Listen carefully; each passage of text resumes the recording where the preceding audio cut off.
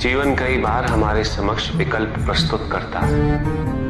हम उन विकल्पों से क्या चुनते हैं, क्या नहीं, इससे हमारा चरित्र और हमारा व्यक्तित्व प्रत्यक्ष होता है। और यही चुनाव महान और साधारण का सीमांकन करता है।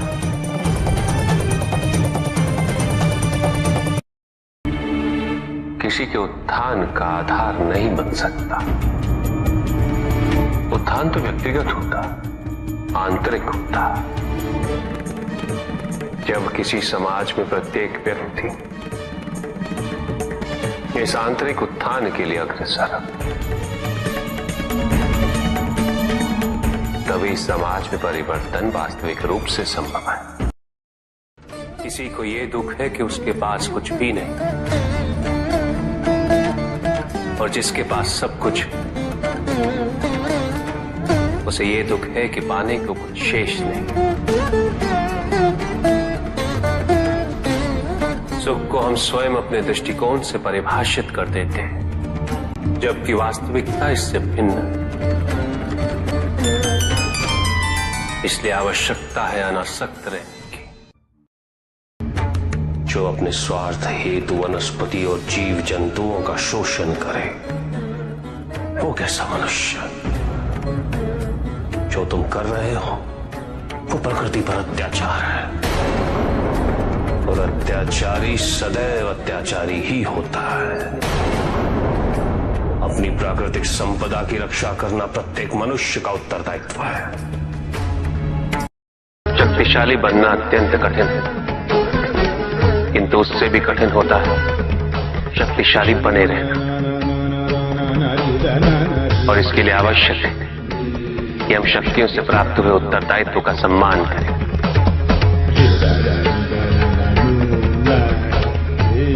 अन्यथा हम स्वयं पर निरंतर खो देते हैं, और यह हमारे पतन का कारण बनता है।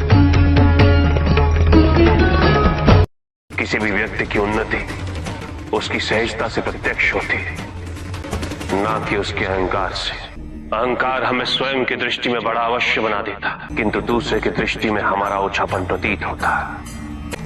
हमारे व्यक्तित्व के दोष उसकी अपरिपक्वता का प्रतीक है यह अहंकार। शक्तिशाली हो जाने का अर्थ यह नहीं कि तुम अपने उत्तरदायित्व से मुक्त हो गए हो। शक्तियों में वृद्धि के साथ उत्तरदायित्व और भी बढ़ जाता है। एक महासागर में एक छोटी सी नौका तब तक नहीं डूब सकती जब तक महासागर का जल उसमें भर नहीं जाता।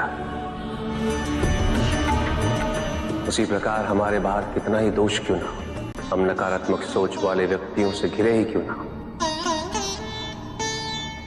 जब तक हम उनके दोष और उनकी नकारात्मकता को अपने भीतर प्रवेश नहीं करने दें, हमें कोई भी डुबा नहीं सकता। यदि हम अपनी अपेक्षाओं पर नियंत्रण पा लें, किसी और के सुख से अपने सुख की तुलना ना करें, तो हम किसी भी परिस्थिति में सुखी रह सकते हैं। संसार में सबसे शक्तिशाली अस्त्र है प्रेम, धैर्य, करुणा, क्षमा। किंतु ये आज का ही सत्य नहीं, यह सत्य शाश्वत है। धनी व्यक्ति के पास जो भी अतिरिक्त धन होता है वो उसे दान करना चाहिए,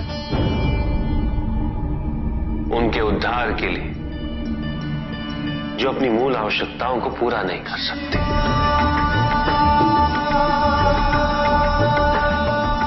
ऐसा करने से संसार में समानता होगी, द्वेष नहीं होगा, सद्भावना बनी रहेगी। माता पिता ही एक संतान को जन्म देते, वही सच्चे सृजन करता।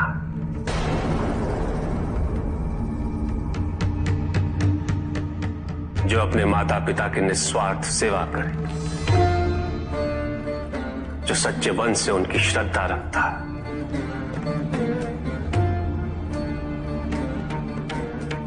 उसे किसी तीर्थ, किसी पुण्य या किसी दान की आवश्यकता नहीं होती। ये रहस्य नहीं कि प्रत्येक एक आत्मा मुक्ति की इच्छुक होती है। जो मरता है वो है पंचभूतों से निर्मित शरीर।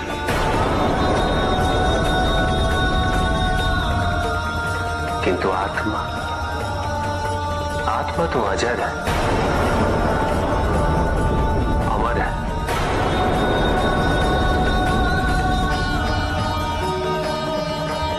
जिसकी यात्रा मोक्ष पर संपूर्ण होती। आत्मज्ञान का अमृत प्राप्त करने हेतु हलाल समान कष्ट व पीड़ा को सहना अनिवार्य है।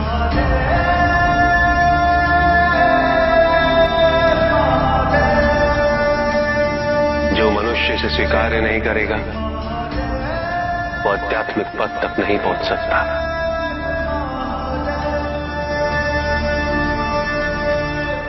इसे स्वीकार्य किए बिना मनुष्य आध्यात्म पथ पर कभी सफल नहीं हो सकता।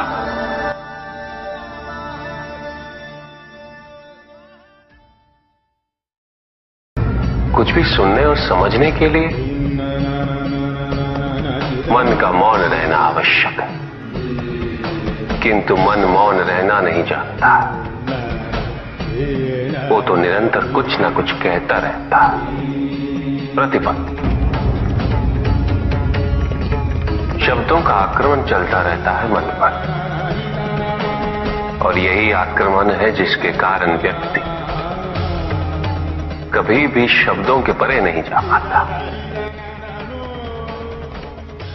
जहां जीवन की सत्यता का उसकी प्रतीक्षा कर रहा होता, किंतु भक्ति में परिवर्तन क्यों? संदेह,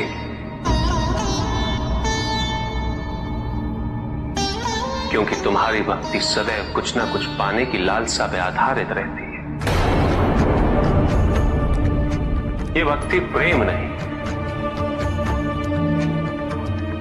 क्योंकि प्रेम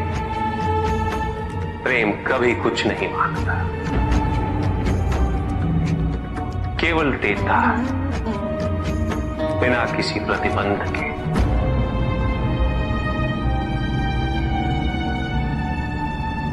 और वही प्रेम को परिपूर्ण भी करता है कि क्या उचित है और क्या अनुचित, ये तो प्रकृति में आदिकाल से ही निहित है। ये नियम तो केवल सृष्टि के नियम है, और प्रत्येक व्यक्ति के कर्म उसका परिणाम निर्धारित करते हैं।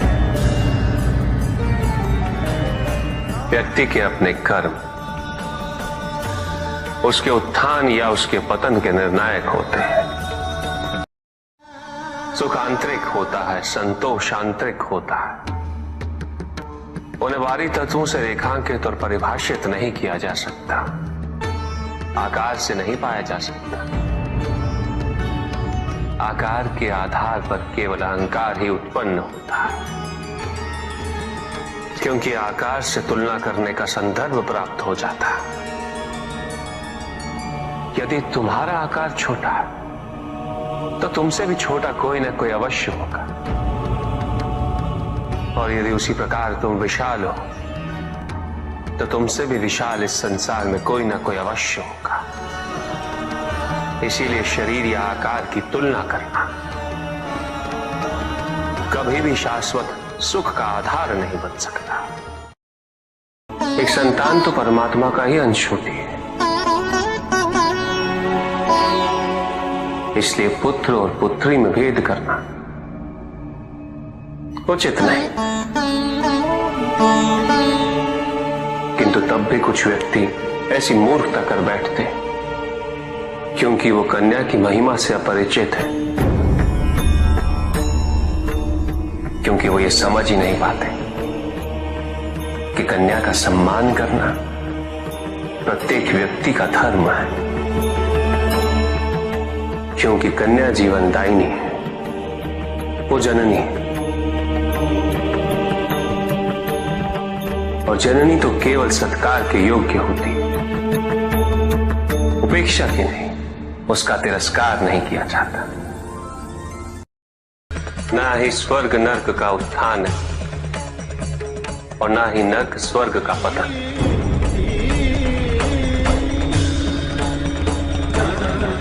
इस क्षण हमारे भीतर के नर्क का अंत हो जाए, उसी क्षण स्वर्ग की आवश्यकता भी समाप्त हो जाती है।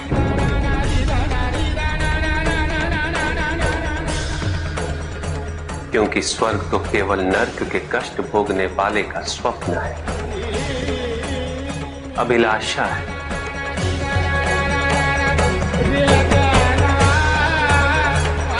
जहां नर्क का अंत होता है, वहीं स्वर्ग की अभिलाषा भी समाप्त हो जाती है।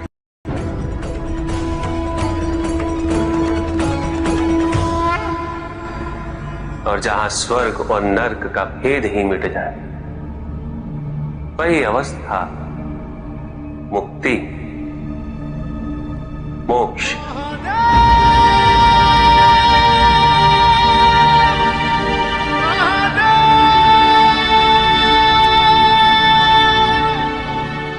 मैं वो हूं जो नहीं है,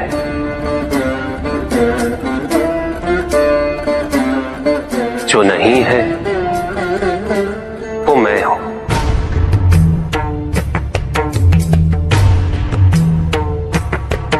चिरकाल तक सभी को यह स्मरण रहे, जब आप में श्वास है तो मैं आप में हूं।